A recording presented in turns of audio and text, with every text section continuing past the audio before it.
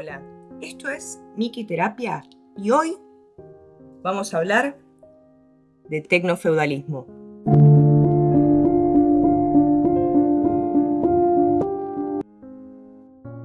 Antes de empezar, quiero decir que este video puede tener temas sensibles y que si no estás familiarizado con estos tópicos, o no lo mires, vayas a hacerte un té, pero vamos a trabajar no solo la economía de plataformas, que es lo que plantea este libro, sino que quería enfocarme en el trabajo ese.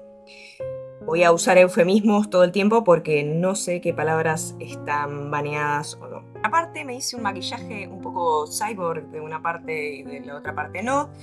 No sé, es algo representativo y artístico, interpretenlo como deseen. Vamos a hablar de lo que nos trae acá en principio, el tecnofeudalismo. ¿Qué es este concepto de tecnofeudalismo? Algo habíamos hablado en el video de los FPS, como muchas narrativas nacionalistas aparecen en los videojuegos. Y también como los videojuegos y los FPS en particular se ven implicados en esta economía de plataformas. Hoy tenía ganas de hablar de esta economía de plataformas. ¿Qué quiere decir? Que uno tenga que arrendar por trabajar, que uno tenga que arrendar por cierto espacio dentro del ciberespacio. Bueno, Durand habla justamente de esto. Vamos a tomar otros autores, este es justo porque el libro que tengo físico y el que terminé hace relativamente poco, y es básicamente la inspiración para realizar este video. Por otra parte, antes de entrar en qué es el tecnofeudalismo, quiero decir que también es controversial hablar de tecnofeudalismo porque implicaría hablar de otro paradigma posterior de alguna manera al capitalismo posmoderno. Y creo, o aunque sea yo, pienso esto más bien como un marco teórico para pensar cómo las economías digitales están funcionando a día de hoy, no como un nuevo cambio de organización social, económica y política. Bien, habiendo hecho esa introducción, vamos a entrar en qué es el tecnofeudalismo. Bien, el tecnofeudalismo es un concepto que sugiere que la economía digital actual se asemeja a este feudalismo actualizado con las tecnologías propias de la época. Vamos a ver cómo autores como Durand hablan de cómo las grandes corporaciones tecnológicas, las Big Tech, actúan de alguna manera como los señores feudales. Estos señores feudales que controlan plataformas de manera monopólica, que controlan el ciberespacio, y algo que me gusta mucho es esta metáfora de conquistar el ciberespacio, de cómo las plataformas y las grandes compañías, como puede ser Meta, Google, Amazon, intentan cada vez más monopolizar los usuarios y el espacio que tenemos en Internet, porque inevitablemente cuando nosotros ingresamos al Internet necesitamos tener algún tipo de plataforma o interfaz que pueda ser intuitiva para la gran mayoría de usuarios. Esto es algo que todos sabemos, pero ¿qué tiene que ver esto con los señores feudales? Después de la conquista de este ciberespacio que crean y que utilizamos y que son parte de nuestra sociabilidad para crear nuestras identidades y también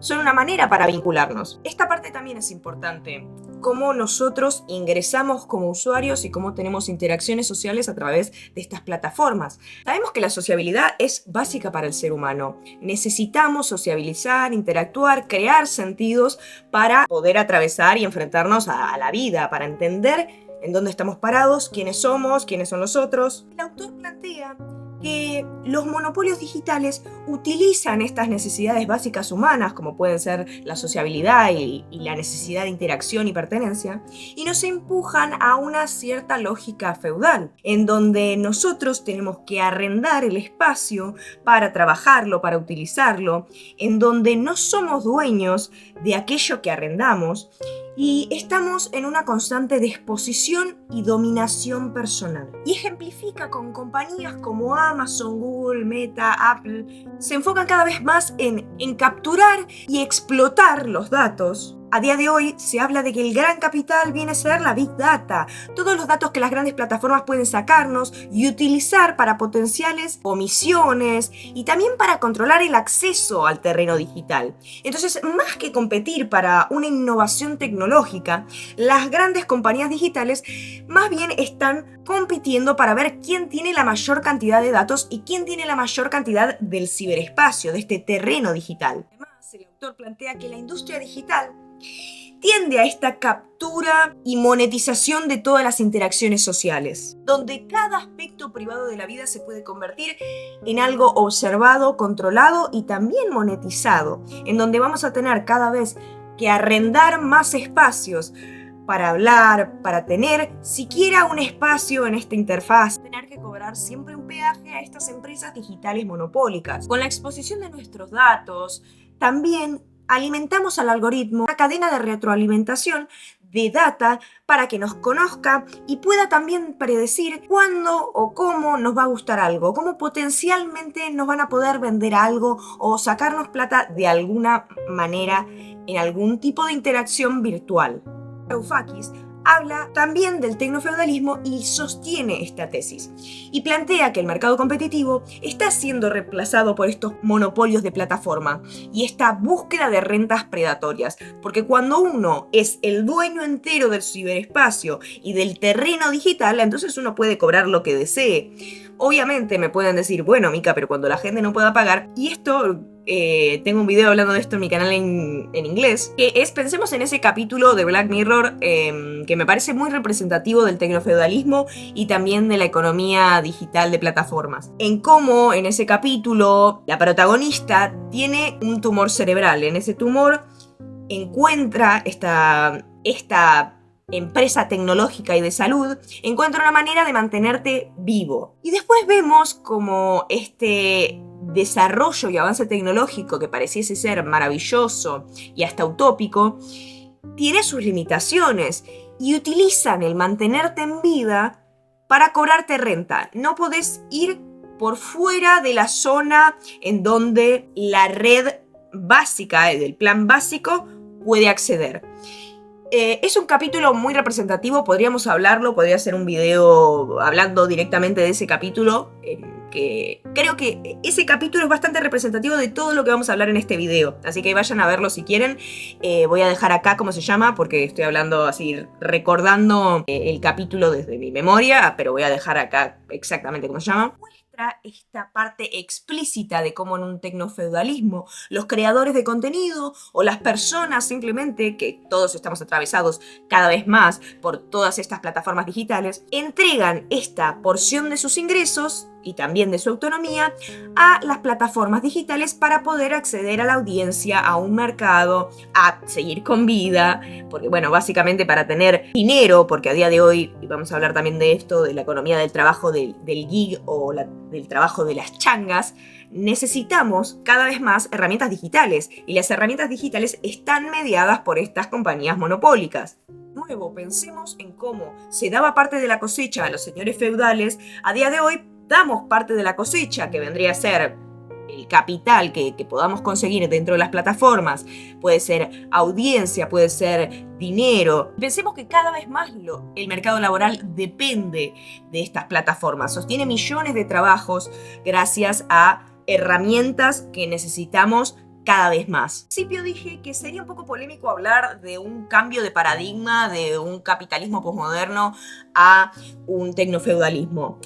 Muchos autores hablan más bien de una evolución del capital y que esto sigue siendo el capitalismo, pero anclado a las nuevas tecnologías. Cual para mí también tiene sentido, ¿no? Porque hablar de todo un sistema organizacional diferente, pero me parece igualmente muy útil hablar, porque acá en particular habla de Silicon Valley, y me parece muy útil pensarlo en pequeñas esferas de economías digitales, no como el gran sistema organizacional, social y político en el cual nos encontramos, sino más bien dejarlo en el nicho para tener un marco de trabajo, para pensar por qué tenemos que pagar para existir, por qué tenemos que pagar para utilizar. Miren, ahí está, no voy a decir su nombre, pero empieza con Alexa de Amazon, porque me está escuchando, pero me quieren cobrar para que mi amiga no me diga publicidades. Y yo, no te voy a pagar, está bien, será como $1.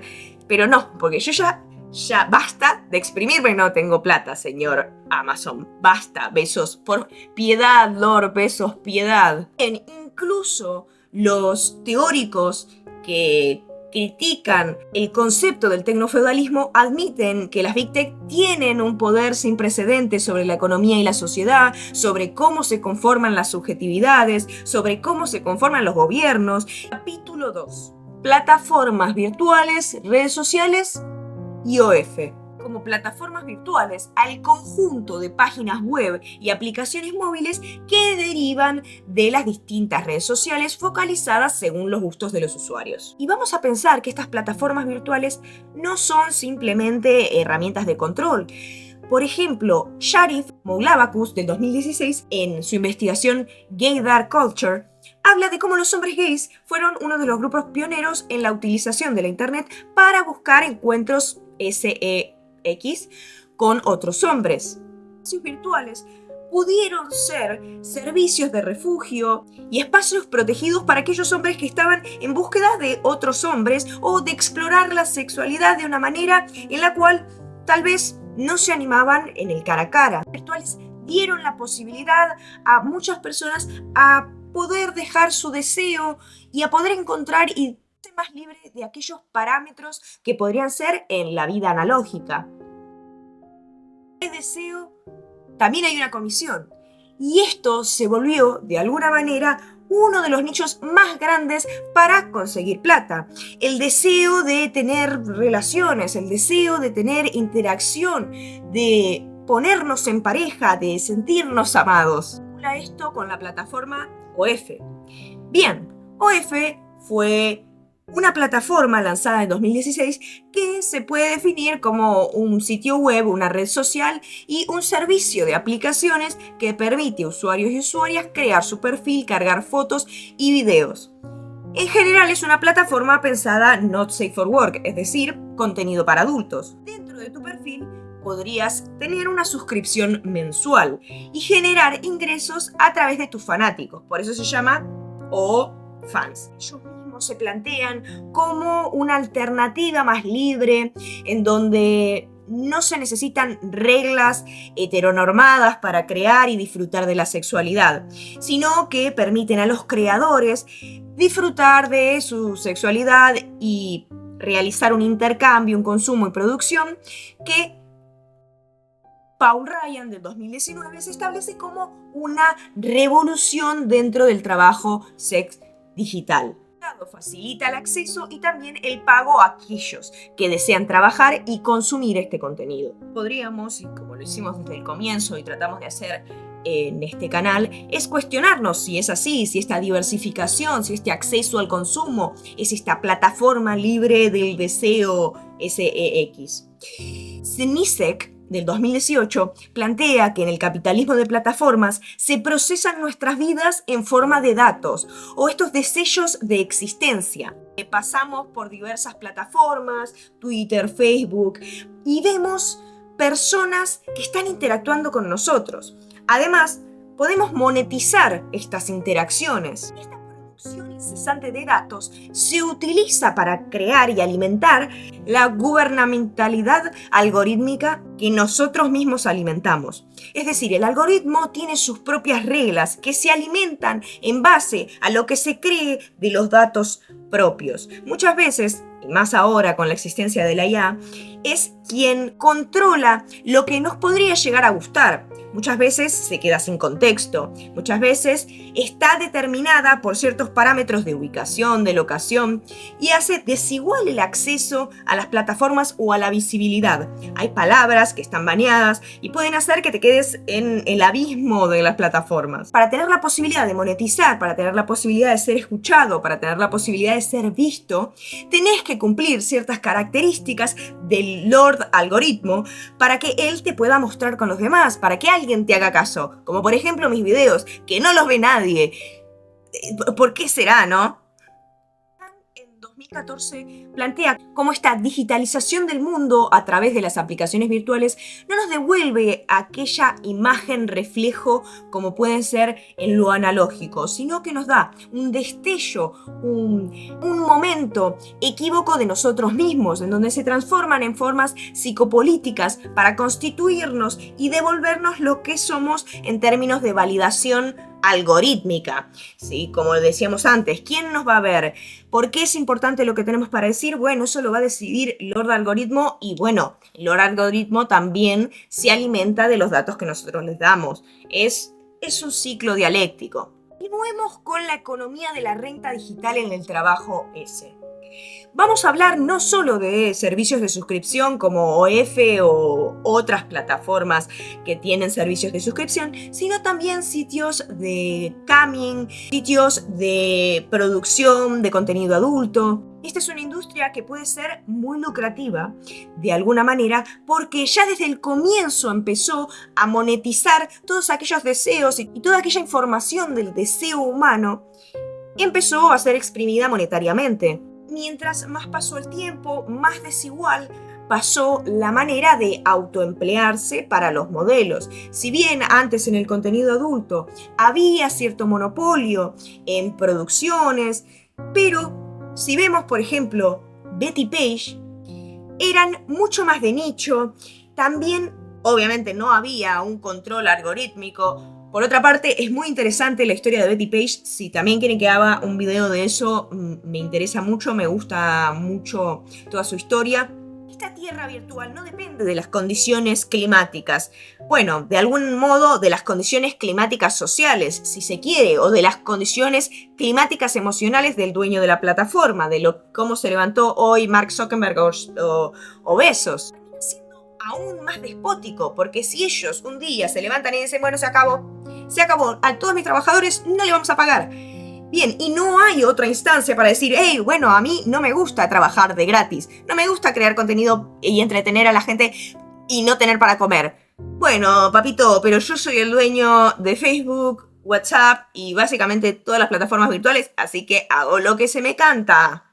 No es solo las grandes plataformas, sino que en encuestas de personas que trabajan para plataformas de trabajo S, hablan y confiesan tener proxenetas digitales, porque también pasa eso, muchas veces se utiliza la imagen y sobre todo de cuerpos feminizados vulnerables. Voy a dar un ejemplo, que es las mujeres en la guerra de Ucrania. Hay muchas plataformas que empezaron a tener una gran cantidad de modelos en búnkeres ucranianos luego de la guerra y los bombardeos de Rusia a Ucrania. Estas plataformas, las modelos podían generar algún tipo de ingreso extra para mantener a sus familias y mantenerse ellas mismas. Imaginarán que estando en una situación de tanta vulnerabilidad, ellas podían hacer actos extremos por muy poca plata y casi estar trabajando todo el día sin que haya ninguna consecuencia para las plataformas o para aquellos proxenet digitales. Detrás de ella quiso hacerlo, ellos quisieron hacerlo, bien, sí, pero si vos estás metido en un búnker porque están bombardeando tu país y no sabes qué va a pasar y hay una guerra en tu país y en donde el cese al fuego es algo que vos decís, yo no creo nada de este acuerdo del cese al fuego, y muy bien, no, yo tampoco creería. Bueno, cuando uno no cree, y no sé qué tan libre uno puede decir, sí, explótenme todo lo que quieran, denme 2 pesos y voy a hacer todo lo que digas. Creo que eso es lo importante, ver la asimetría dentro de estas relaciones de poder que tienen las plataformas. Nosotros, como estos vasallos posmodernos, a veces sufrimos estas estrategias desleales de los señores para garantizar nuestra lealtad exclusiva. Y acá vamos a hablar del caso judicial que se hablaba anteriormente. Este caso judicial puede ser ilustrativo para pensar en cómo OF es una de las plataformas monopólicas dentro de este tipo de contenido. En Estados Unidos hubo una demanda colectiva que acusó a OF y a Meta, dueño de Facebook e Instagram, de colusión anticompetitiva. Según la querella, los empleadores de estas empresas habrían conspirado para blacklistear o reducir la visibilidad de las redes sociales de las trabajadoras SEX que promocionaban sitios rivales a OF. Entonces las metían engañosamente en base de datos de contenido extremista para que sus posts no se mostraran, para que les borraran las cuentas, para que las banearan. Y la alegación final fue que este esquema en realidad fue desmentida. Esta alegación finalmente fue desestimada por falta de pruebas concluyentes, pero se mostraban las pruebas en donde este esquema garantizaba que las mujeres que promocionaban OF se promocionaban, no les borraban las cuentas, pero aquellas que promocionaban otras páginas sí, y eran castigadas con el ostracismo digital, en donde perdían seguidores, en donde tendrían que irse a plataformas que no eran dominantes y tenían muchos menos usuarios. El resultado legal de esta historia muestra cómo el poder coercitivo que ejerce una plataforma hegemónica puede generar la capacidad de cortar estas rutas comerciales si los trabajadores quieren ir a otras plataformas, migrar su contenido. Te dicen, no, vos te quedas acá, yo necesito mi vasallo y lo necesito en mi empresa, en mi plataforma. De proteger a las personas. Los problemas no solo afectaron a las grandes plataformas, sino también a las herramientas bancarias. Muchas cuentas de modelos han terminado cerradas por realizar trabajo SEX. Bien, pero ¿quién se queda con ese dinero? Porque ese dinero a ellas se lo sacan, les cierran las cuentas, no tienen acceso a entidades bancarias, por lo tanto, muchas veces se tienen que manejar simplemente con efectivo y no están reguladas frente a nadie. Muchas veces ni siquiera está aprobado, simplemente cierran sus cuentas por seguridad, porque encuentran algo que les parece, o una IA o algo dijo que eso era X. Por lo que el capital financiero funcionaría también como estos señores que controlan las normas y la regulación dentro de la economía de los trabajadores SEX. Ya, por ejemplo, en 2021, OF intentó expulsar a todas las trabajadoras de contenido adulto porque Visa y presiones bancarias y los proveedores de pagos estaban diciendo que querían desasociarse completamente. Lo que cerraron, cancelaron muchas cuentas de modelos, pero ¿quién se quedó con toda esa plata y todo el valor agregado que había creado todas esas modelos que no tuvieron ningún tipo de respuesta y no tuvieron otra opción de migrar a otras plataformas? Todos esos dineros quedaron para las entidades bancarias y también para los dueños como OF. Las fuentes de la investigación en general se basan de entrevistas, artículos periodísticos y documentos relevantes para pensar en las vivencias de las personas que atraviesan este tipo de trabajo. Y voy a citar explícitamente algunas entrevistadas del 10 de enero del 2021. Tenemos, por ejemplo, y cito, la mayoría de mis clientes son hombres. Me ha tocado algunas mujeres, pero muy de vez en cuando. Muchos países, muchos mexicanos que viven en Estados Unidos, muchos estadounidenses, franceses, italianos, depende del horario en el que te conectes. Hay países que uno no conoce, pero en general el flujo en donde estoy yo es México, Italia, Francia y Alemania. Trabajar acerca de crear contenido, también vamos a hablar de otras partes de la industria que es, por ejemplo, el camming. Blickley del 2014 plantea que en la industria del entretenimiento para adultos, el camming puede desafiar de algún modo las categorizaciones existentes. Dentro de esta industria, como cualquier otra, hay categorizaciones sobre quién es la persona, sobre cuál es su etnia, sobre cómo habla, y está muy normalizado que se utilice el tag de latina, en donde muchas veces se presentan estas características estereotipadas de mujeres de países de Colombia, de Venezuela, de Brasil, que permite entrar dentro de esa categoría. La realidad también de pensar, bueno, ¿qué es una mujer de Latinoamérica? En 2008 plantea que la latinidad es un factor importante que ha trazado fronteras etnosexuales en el mundo. Es decir, que esas concepciones de rigidez de género pudieron ser más flexibilizadas de alguna manera al hablar de género y sexualidad en América Latina. Y habla también que está, por otra parte, cierto orden todavía colonial de dominación que prohibió ciertas expresiones culturales propias, asignando subjetividades de lo que se plantea como latinidad.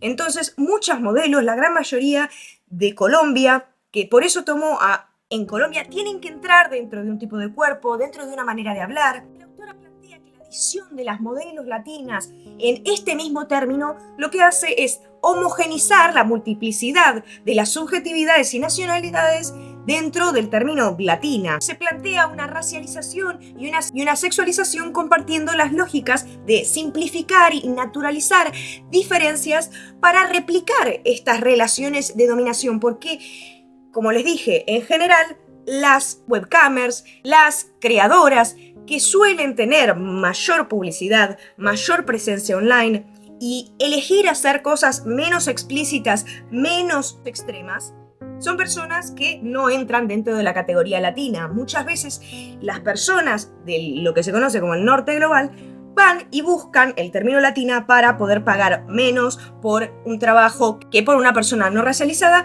pagaría mucho más. Se buscan estos rasgos fenotípicos de la piel de un color y también no solo fenotípicos, sino como hablábamos antes, el acento, la manera de hablar. Si entras en esta categoría de lo exótico, de lo prohibido de alguna manera, que se aleja del orden normal, que es mi esposa, por ejemplo, entonces vengo acá y digo, voy a estar con esta modelo latina. Y en este análisis, por ejemplo, de bustos del 2020, llamado Modelos Webcam Latinas, las reinas de MyFreeCams, toma las características de las modelos colombianas y las modelos categorizadas como latinas, porque se posicionan dentro de los tops en estas plataformas. Es el único tag. Sabemos que uno de los tags principales en general dentro de esta industria es el término teen. El término adolescente. Y ahora, al entrar dentro de un problema legal, muchas industrias empiezan a poner teen más 18, en donde el mainstream decide consumir. Petit, teen, todas esas categorías que vienen, se pretenden como ambientes infantilizados, una cuestión fetichista relacionada a estas fantasías. Es verdad, muchas fantasías, y voy a traer un libro a ver si lo encuentro. Pero encontré este, que no sé si lo voy a poder mostrar igual tampoco, que habla coger la clandestina en el Río de la Plata durante el siglo XX. Y muestra cómo era anteriormente y las actividades. Bueno, también les... No puedo. Bueno, eso quedará para otro momento. Citando a la modelo webcam Marciana Punk, plantea que los estudios que buscan modelos de webcamers buscan a chicas de entre 18 y 25 años. ¿Por qué? Porque cuando llegan ya son mayores de 25 años, te dicen, bueno, ya no servís, ya a nadie le gusta, y además, bueno, o sos muy gorda o no vas a gustar. Obviamente ahora se plantea que la diversidad de cuerpos está bien, que cada uno tiene su fetiche, pero ingresa de nuevo en por qué las personas que, gracias al algoritmo, porque ya hablamos de cómo las plataformas se interconectan y cómo son un monopolio, te pretenden ser de una manera, te pretenden ser joven si querés vivir. Y además, incluso, dicen Marciana Punk, que no les conviene, que sería perder plata tener una modelo más de 30 años. Por otra parte, Esther, otra modelo que participó dentro de esta entrevista, comentó que las chicas que parecen, esto va a sonar horrible, no voy a decir ni siquiera la edad, pero bueno, que son antes de la preadolescencia, son las perfectas para los estudios. Por otra parte, hay actos muy explícitos que también se hablan en esta investigación, que son, como decíamos, muchas veces autolesivos. Estas modelos cuentan en general con la moderación de las páginas, de que las páginas digan, bueno, no podés hacer esto porque esto está penalizado, pero muchas veces los tips, es decir, los tokens que se envían a las webcamers, vienen relacionados con mientras más traspaso y mientras más dolor o mientras más explícito pueda ser, que también es una cuestión de, mira, puedo ejercer este poder a través de mis tokens. Diferencia mucho del contenido ya puesto en donde el espectador actúa de manera pasiva. Y Jones del 2020 plantea que las personas que moderan los tipos de espacio de las plataformas webcam suelen ser también varones que actúan bajo la mirada de lo que a ellos le parece correcto o sano para que pueda aparecer en un show o para que no pueda aparecer en un show. Bien, y ya estamos llegando casi al final y vamos a hablar de la acumulación originaria de datos. Me pareció bastante curioso este término, ¿no?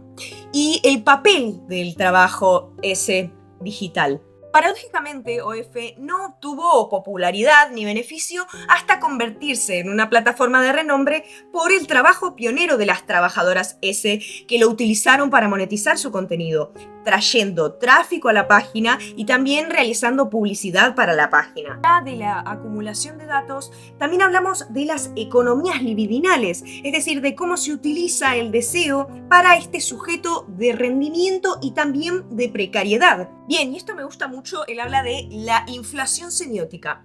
La inflación semiótica constituye este aspecto envolvente del capitalismo cultural que absorbe e instrumentaliza nuestra desesperación y a cambio nos ofrece estos modos intoxicantes y fatalistas del olvido. ¿Qué quiere decir esto? Bueno, esto se plantea como una forma de organización no solo económica, no solo política y no solo social, sino una organización libidinal, por donde atraviesa nuestro deseo. Nuestro deseo está todo el tiempo ocupado por cosas nuevas y cada vez más intoxicantes, de símbolos sin anclaje simbólico. Entonces nos saturamos de tanto desear, plantea Bernardi. Apoyo de estos sistemas simbólicos colectivos de sentido, el sujeto se ve obligado a nadar en este mar de signos y opera como este sujeto deudor adicto, desterritorializado. Es lo que Mark Fisher plantea como este nodo de poder de consumo, un objeto de control biopolítico y una fuente de energía tensional y libidinal. Bueno, esto ya lo hemos hablado, ¿no? Como nuestra energía, nuestro deseo se ancla a través de la utilización de nuestros datos, se utilizan esos datos para crear de alguna manera un sujeto online y encasillarnos en algún lado para vendernos productos o para cobrarnos renta. Un sujeto deudor y adicto, experimentamos el mundo como paradójicamente aburrido, no nada interesante, pero también agotador y excesivamente caótico. Es una cuestión que pareciese que estábamos sin otra alternativa, que estamos controlados constantemente, pero al mismo tiempo aburridos. Entonces, esta dicotomía de no saber qué hacer con tanta información, pero al mismo tiempo pareciese que esa información no me llena de nada, nos deja como sujetos que no somos dueños de nuestro propio deseo, de lo que deseamos hacer, más allá del objeto. Habla también de la dimensión de la competencia a esta formulación. Es decir, identifica la estructura dominante de la subjetividad que emerge en estas condiciones como lo que ya habíamos hablado como el sujeto de rendimiento. Es decir, ¿qué es lo que crea este sujeto deudor adicto? Y es territorializado porque no... este mundo virtual, porque vamos a anclarlo con el tema de este video, que es el tecnofeudalismo, ¿no? Recordemos que tenemos que arrendar nuestro espacio virtual. No solo tenemos que arrendar nuestro espacio virtual, sino que tenemos que hacerlo capitalizable. Tenemos que mostrar ciertos marcadores de éxito individual, de cómo este pedazo de realidad muestran una parte de control, es decir, me suben los suscriptores, me suben los likes. Eso quiere decir que tengo un control dentro de la realidad y que el algoritmo está diciendo, bien, vas bien, ¿no? Como esta retroalimentación que me dice por dónde tengo que ir y por dónde no tengo que ir. Creando sujetos que están explotados constantemente, en donde la creación de contenido tiene que ser constante, uno tiene que subir videos todo el tiempo, si tarda más de un día de hablar de un tema, ese tema ya pasó, entonces estás obligado a editar, a hacer, a grabar, a crear cada instante de tu vida para que la red social te recompense. Todo esto agotador, en toda esta energía que estamos poniendo para trabajar, para monetizar, bueno, ¿cuál es lo reconfortante detrás de esto? ¿Cuál es lo reconfortante de tener, de buscar ese rendimiento, además de la validación algorítmica y de la validación de las otras personas en Internet? También está, que es justamente lo que nos ofrece, el posicionarse como consumidor y decir, tengo acceso de compra a estos productos que tengo ganas, y muchas veces esos productos son para seguir buscando esa validación, este ser-tener que habíamos hablado en el video de Halloween. El estar intentando llenar ese vacío con consumo muchas veces nos lleva también a la precariedad económica que ya tenemos desde antes, y esta sociedad. Y Bernardi plantea que en esta sociedad competitiva se reduce esa dimensión colectiva de la vida humana a este esqueleto de miedo y necesidad, en donde hacemos cosas no porque pensemos que pueden estar copadas, porque pensemos que puede ser bueno o porque puede ser malo, ¿no? Sino más bien porque tengo miedo, tengo la necesidad de vivir, de tener plata para tener algún tipo de estabilidad. ¿Y qué plantean estos autores? Bueno, que estas condiciones exigen este estado de olvido y desincentivan la contemplación y la curiosidad por el mundo, entre comillas, material y también el mundo digital, ¿no? En poder ver algo diferente, en poder frenar todo aquello que el algoritmo nos plantea y no retroalimentarlo.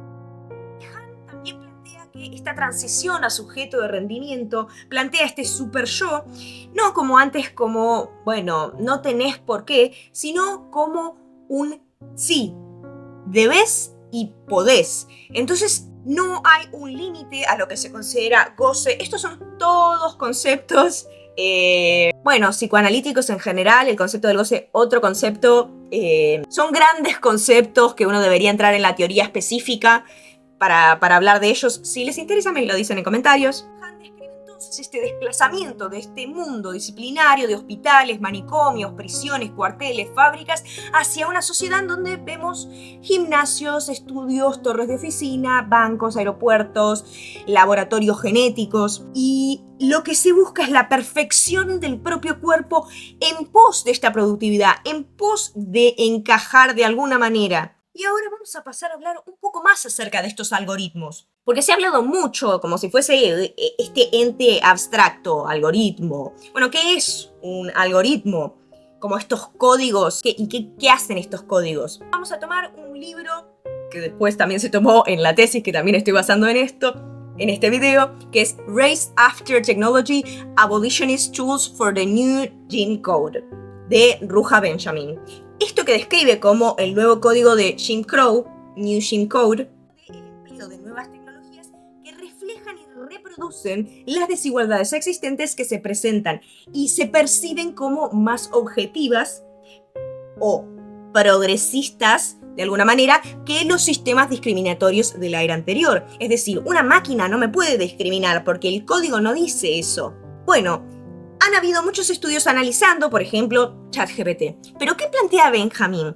Plantea que los resultados, que analizar estos resultados digital y racialmente codificados es importante para evaluar la tecnología y cómo ésta refuerza los sesgos que ya habían desde antes. Los algoritmos se plantean entonces como un conjunto de reglas o códigos que se usan para dictar las acciones de la resolución de problemas de una máquina. Bien, cuando buscas algo en Google, tenemos un algoritmo de búsqueda. En qué orden aparecen, qué resultados aparecen. Y acá, algo interesante que plantea Benjamin, que es la inequidad codificada. Es decir, no es lo mismo que el racismo interpersonal o estructural, sino que hace que la discriminación sea mucho más fácil, más rápida, dejando al ostracismo digital a todos esos resultados que no ingresen donde el algoritmo que autoaprende, como la IA, ¿no? Y se va complejizando con todos estos sesgos, porque al fin y al cabo, ¿de dónde nace la inteligencia artificial? ¿Quiénes crean estos códigos? Aprenden de nuestras interacciones. Y esto recordemos que no solo aprende de nuestras interacciones, sino que también aprende en general en inglés.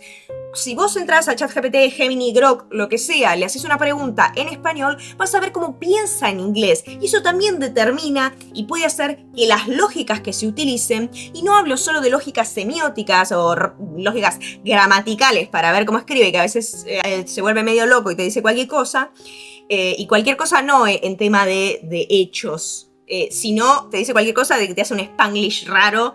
Y vos le decís, pero esa palabra no existe. ¿Qué me estás diciendo? Pero eso es porque hace como una traducción rápida de un Spanglish raro. Es como si pensase en inglés y después te tira algo parecido. Ahora, ¿por qué traes este tema? ¿Qué tiene que ver con el trabajo ese? Bueno, es justamente algo que la autora plantea como gentrificación de Internet. Es como la gentrificación urbana, en donde desplaza residentes pobres, residentes de precarizados, trabajadoras S, Los desplaza por alquileres altos, vigilancia, expulsión policial. Lo mismo está pasando en los algoritmos y la censura. Se plantea que hay ciertas personas que pueden pertenecer a este ámbito de plataformas y que tienen audiencia, que tienen monetización, y por otro lado se dejan en el ostracismo digital, en esto, a todas esas personas que no entran, ¿no? Que no lucen como el algoritmo lo plantea, que no hablan como el algoritmo lo plantea, que hablan de cosas que al algoritmo no le interesa. El algoritmo no es un dios mágico que controla todo, sino que somos nosotros mismos también. Obviamente que estos códigos, nosotros no somos los programadores de las plataformas y la arquitectura digital entera. Bueno, tal vez ustedes lo son, pero yo no lo soy. ¿Sí? Pero es un proceso que se retroalimenta. Entonces nosotros somos parte de alguna manera en que interactuamos y que no. Para no pensarlo como una responsabilidad individual de por tu culpa el algoritmo está así. No estoy diciendo eso tampoco. Creo que se entendió a lo largo de este video.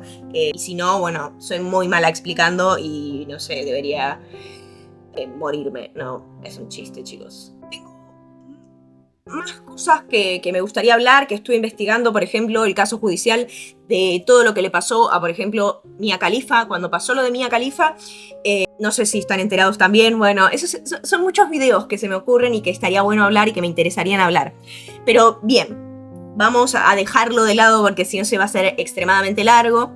Entonces vamos a dejarlo acá. Vamos a pensar en esta reflexión crítica que podemos sacar a través de todo lo que les estuve contando. Bien, para pensar en cómo influye esto en las maneras en las que cambia el trabajo, y no solo el trabajo SEX, ¿sí? Luis Suárez Villa denomina en este contexto de tecnocapitalismo, porque él no lo plantea como un tecnofeudalismo, sino como lo que hablábamos al principio, ¿sí? Como siguen siendo las mismas formas de organización del capital. Y esta nueva forma o esta progresión del capitalismo está apoyada con el poder corporativo y la creatividad tecnológica, porque la creatividad tecnológica no se utiliza para que, no sé, los partos sean mucho más amenos y las mujeres puedan tener su parto estando sentadas y no acostadas. No sé, digo, eso no me parece tecnológicamente tan difícil, pero bueno.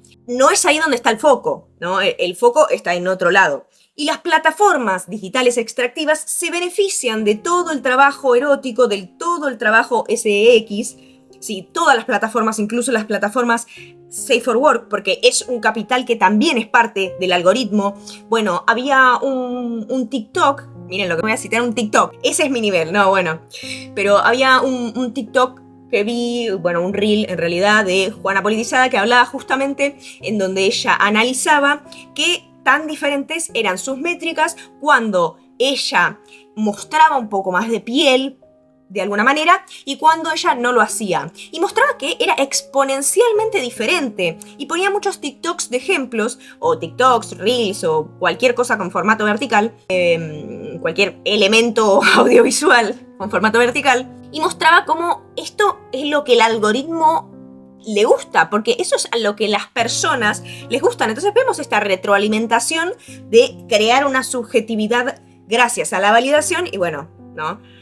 Yo que planteo, yo quiero ser ese glitch, vos y yo. Por eso no me ve nadie, gente. Entonces van, lo likean, lo comparten, dicen, wow, Mika, increíble, me encanta poder hablar de estas cosas. O no, la verdad que no me gusta nada hablar de estas cosas, cállate, nadie te quiere, pero lo que sea. Entonces, aunque sea vos y yo, tenemos algún tipo de conversación y tenemos un espacio en este ciberespacio. Y sé que suena un poco fatalista todo lo que estoy diciendo, pero no creo que sea así. De nuevo, creo que las nuevas tecnologías pueden ayudarnos a crear nuevas identidades, también a encontrar nuevas maneras de apropiarnos de aquello que puede ser explotado o mercantilizado, pero de una manera más independiente. Obviamente siempre van a estar las plataformas de por medio y es un poco difícil decir, voy a luchar contra el monopolio de Google. Bueno, es un poco como. Sí, no sé. Voy a decir, no voy a usar Gmail, voy a usar una cosa random, no sé.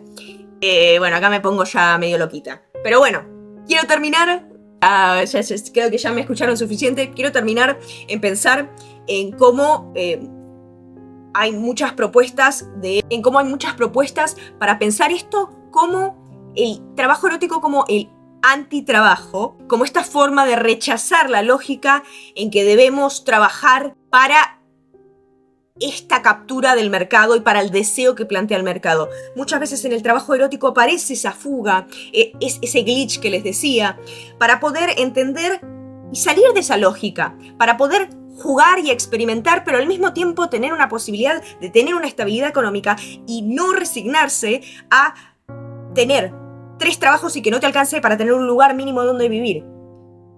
Entonces, lo que plantean las trabajadoras eróticas, como se autodenominan, esto de antitrabajo, no de no querer trabajar, sino negarse a que solo hay una manera de vivir la vida y que es la única manera de vender nuestras energías, incluida la energía sexual, a las lógicas capitalistas. Se plantea entonces utilizar eso, utilizar esa energía de alguna manera, esa acción, para mercantilizarla de otra manera. ¿Cómo? No sé, chicos. No sé, yo vengo acá a que hablemos, a que les traigo algunos autores para que pensemos, algunos marcos teóricos que me parecen interesantes, algunos datos que estuve viendo a lo largo de la semana y me parecen copados para charlar.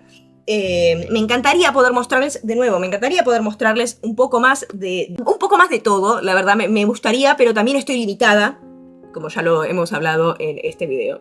Así que lo dejamos acá, espero que les haya gustado y los quiero mucho y nos vemos la próxima. Un beso grande, chao.